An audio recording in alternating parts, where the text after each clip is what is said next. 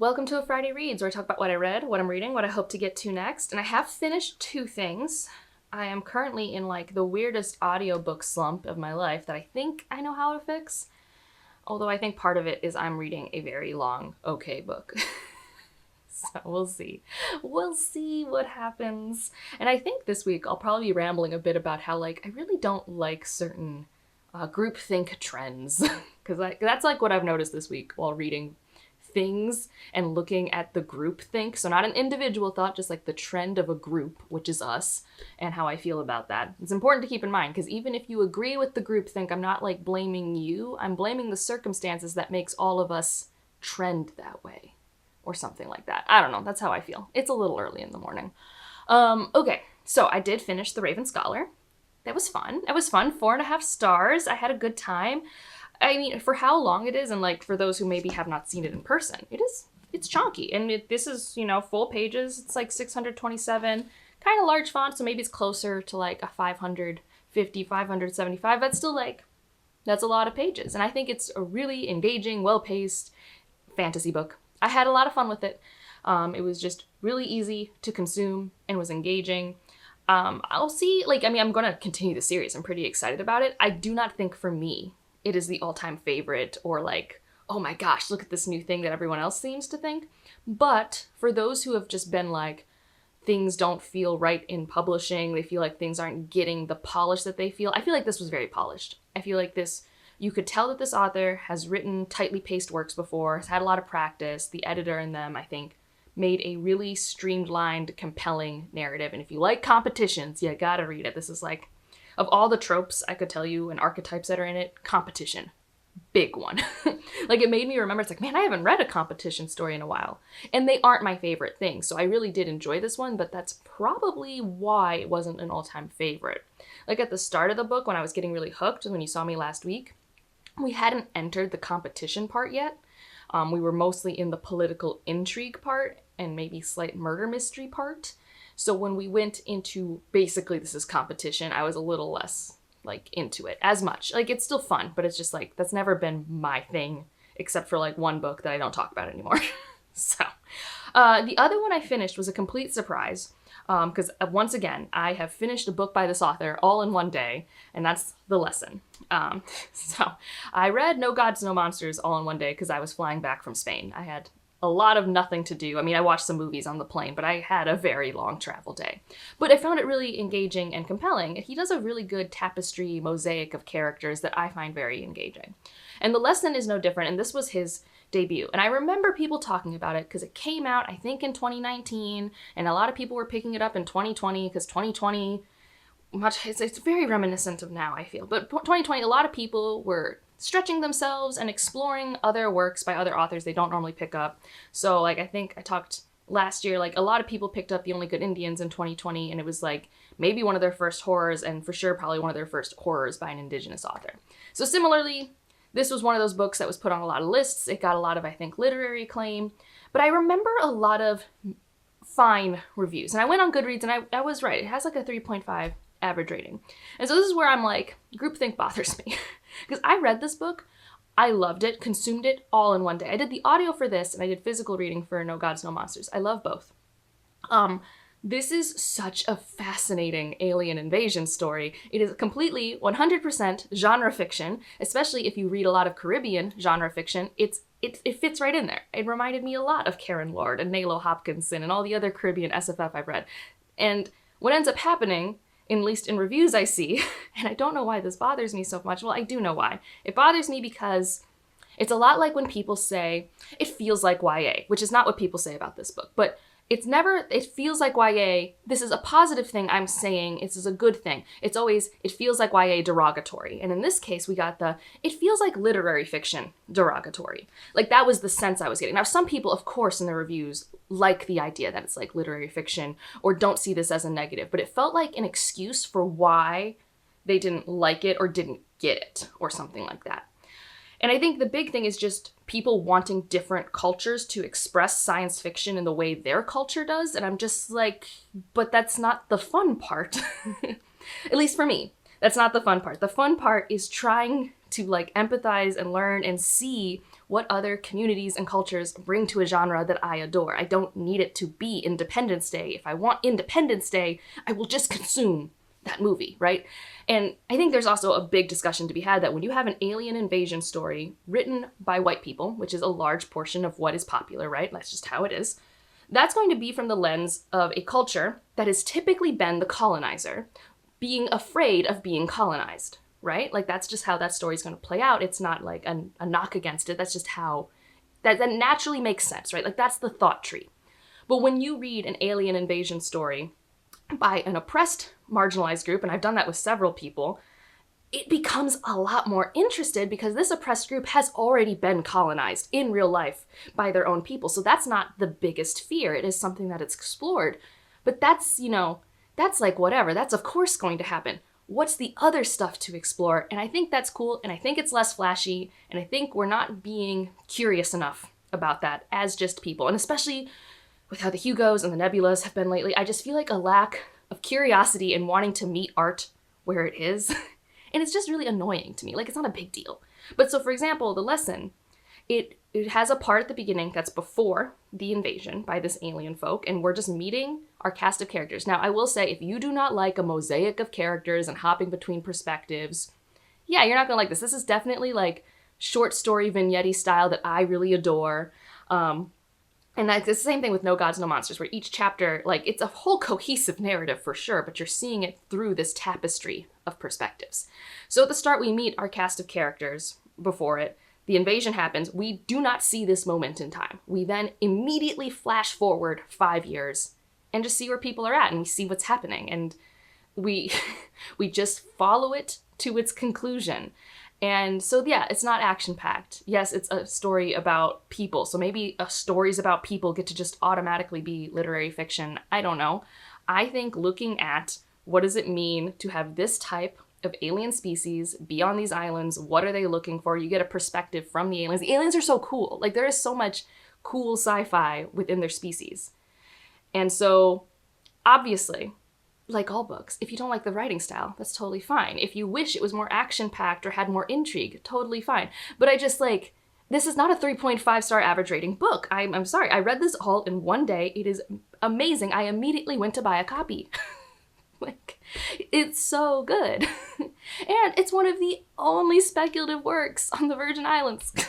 Like, anyways, so I really loved reading it. I was really annoyed reading reviews of it because it's one thing if the reviews were just saying they didn't enjoy it. It was mainly all of the caveats and the excuses. And it's just like, just say you're not used to reading from this perspective, so you didn't get it. And that's okay. Like, that's not reading it wrong. It's just if you don't have the context or aren't choosing to engage with it with that context, that's fine. It's going to be a lesser experience by default. Anyways, that's a ramble part 1. I loved that book. It was very, very good. And yeah, I mean, I think his new trilogy is better. Like, you can definitely feel the bones of the types of stories and the perspectives he wants to tell in the lesson. But like, legit, I spent all day listening to that book. I went out, I started gardening, and then I went and drove to work and listened to it, and then I came home from work listening to it, and then I went back outside to do more gardening, listening to it. Like, I just kept finding things to do to consume that story. I never read full-length novels in one day, ever. And I've done it twice for this author now. He writes compelling, engaging individuals. All right? So if you like multifaceted individuals and cultures, the tapestry is beautiful. All right, next up. Much to the surprise of many people in my life, I am reading a Tad Williams book. It's this one, Dragonbone Chair.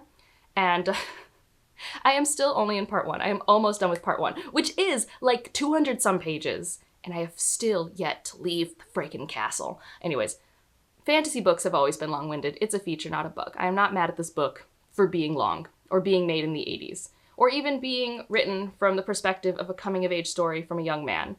But I think it's so funny how many people I know who adore the craft of Tad Williams and, in theory, hate info dumps and exposition dumps because they are always saying that this is a bad thing that Sanderson and other people in more modern fantasy do, when literally I had 50 pages of politics dumped on my face. Like, oh my goodness. Like, it was fine. It's not bad. I don't hate it for that. But I'm just like, really? Pot me kettle. Like, okay. Also, a lot of these individuals call a lot of what happens in, say, Sanderson or young adult stuff like juvenile, and I have never met a more young adult protagonist than Simon. So far, obviously, I have 400 more pages of this book to go.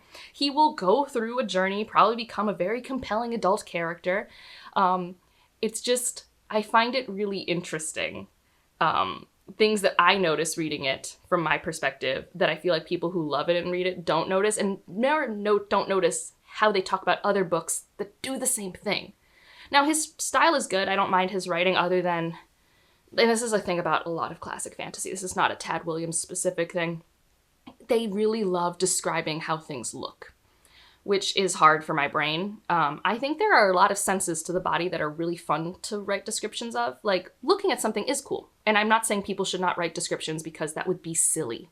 But things smell a certain way. There's certain temperature and feeling qualities. There's just atmosphere and vibes. There are smells, and I might have already said smells, but like there are sounds you can hear. Like, there's so many descriptive qualities to a scene, to a setting, that one could explore. But truly, it's just visual descriptions, which I find incredibly boring 99% of the time because I don't visualize. I can build a scene, but I build a scene off a lot of other qualities, not just visuals. I don't watch a movie in my head. I do create scenes. It's just different. So that's fine. Now that we've gotten out of a lot of the exposition, it's got a bit more dialogue. We're getting a bit more internal character moment stuff, and I do like the audiobook quite a bit. But yeah, it's classic fantasy. It's doing stuff. I do think I like the Robin Hobb version of this more. It's so interesting because I'm pretty sure Assassin's Apprentice came out in 1990 and this came out in 1988. And I have two questions. One, why do we yearn for the medieval ages or this era of Europe when we write fantasy? It is so cold. It is so stone. It is so boring to me. I do not get it. Arthurian inspired, medieval inspired. I know those are different things, but they get conflated a lot in fantasy world building. Why do we yearn for this? I do not understand. I have never understood. And also, why is it always just this young boy just wandering in a castle? And why are they always so dumb and make silly decisions? Like, and I think I talked about this when I was talking about, I was talking about Huckleberry Finn and how, like, I get annoyed at coming of age stories of young boys, not because they're not realistic. Like, I think Simon's a real character. Like, I think he's well crafted. But it's because I'm bitter that when I was that age, and like, there's a character in this book called Rachel. She's like the head of the house. Where like, I'm like her. I'm like, yeah, Simon, why aren't you problem solving like anything? Like, how do you see that we're all working and you are, like, by this standard, an adult? Why don't you know to help? And like, as a young girl, you're taught that. You were beaten that into you. Like, I had a very gender neutral household, and even I still know that my job was to help. Like, if my mom is floundering in the kitchen, I'm supposed to figure out what's happening around and pick up the pace. Like, I'm supposed to help set the table or sweep the floor or clear the counters. And I just feel the lack of that in my male counterparts, especially being reminded to me when I read these books. Because obviously, not everyone's raised this way, and it is changing. But it's just like, how do you have just 2 brain cells, my dude? How? So even if I ignore the societal implications of what I'm reading, he's also just an idiot, which I'm hoping he grows. Like, I don't even really have a sense of how old he is. I know he's very tall for his age, so that makes me think we are at least at 14 or 15, I think.